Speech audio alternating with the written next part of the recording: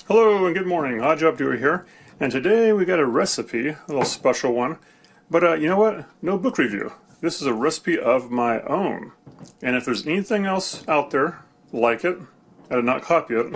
This is all thought by me.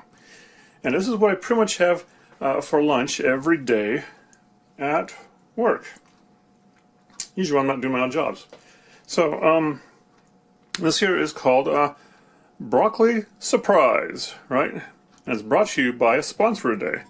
And the sponsor is broccoli. Little green trees of life, right? But more on that later. So, what we have here is a 2-cup vessel made of microwave safe glass. And what we add to that is we add a little bit of garlic powder. Actually, no, garlic granulated. Like that or so. And then a little bit of Italian seasoning. That's what we've been doing lately here. Some Italian seasoning here. And last but not least, I like to put a little bit of the red pepper flake in there. Alright, so we got that going. Then, what we add to that is some freshly squeezed lemon juice that I put in this container here, and just kind of a blurb or so. Don't be too shy about it, because what you want to do is make sure all those dry herbs and spices get kind of made into a paste.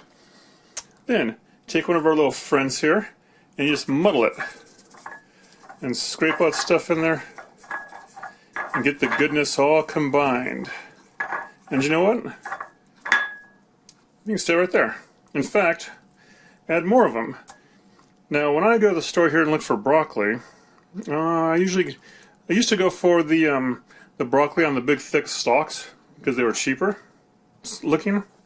But lately, I've gone for the pre-washed bagged broccoli florets, if you have those available. And kind of do the math, and you'll find out that they're not too much difference in price. In fact, unless you're really using the broccoli stalk, that's the weight. You might save a little bit of money by just getting the florets. And in my case, it saves some time. So now, what you got there is half full. And what I like to do here is I add some mustard. And now the mustard, you can just have plain yellow. You can do whatever you want with it, whatever. I'm using a stone ground mustard today. And just kind of, put it in like so. Maybe, I don't know, it's kind of taste. It's kind of taste, and it's kind of to blend with your, the bottom parts here. The bottom lemon juice part. So more broccoli, make sure you tuck them in the sides. You really want to try to get this thing all nice and full. It's a low calorie food. I believe it's low in oxalates, hopefully. One of the reasons why I'm eating it is keep away from those oxalates. No, not me. Oh, get in there. And just kind of smash it down. You get it covered and smash it down in a... Alright, now, this is pretty full as is. Now what I could do is sometimes I'll have it not as full. I'll put a little bit of cheese on top. A little cheddar maybe is nice. Or some Italian blend.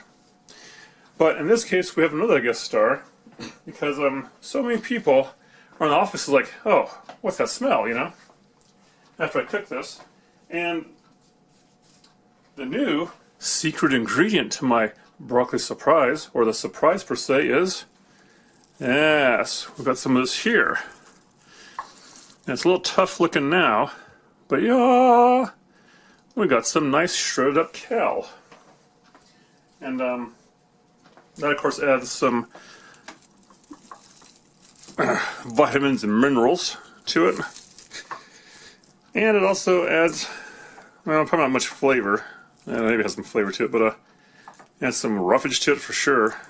But you know what? Kale is real magical. It's all tough and stuff when it's like this from the raw.